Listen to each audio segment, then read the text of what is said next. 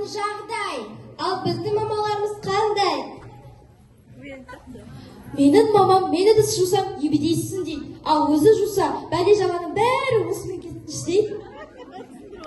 Ал менің мамам, мен ақша сұрасам, сатыңдар мені, сат дейді. Ал менің мамам, мен бір күн ұйықтап қалсам, осы тінігі жалғыз маған керек па дейді.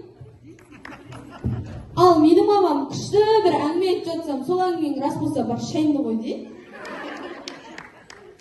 Ал менің мамам ылғи жұртыңыздарды салыстыра береді.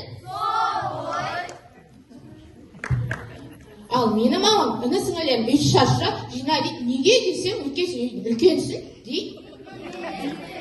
Ал менің мамам, біз қашанда үйде жинасақ, мамамызға жақпай қойды. Мына үш қыз бар үйге ұқсамайды дейді. Ал менің мамам, мен бір жерім алып тұр десем, осының бәрі телефонның кесірі дейді. Әзіліміз ұнаса, Ақнұрдың аруларына лайк басып қойыңыздар.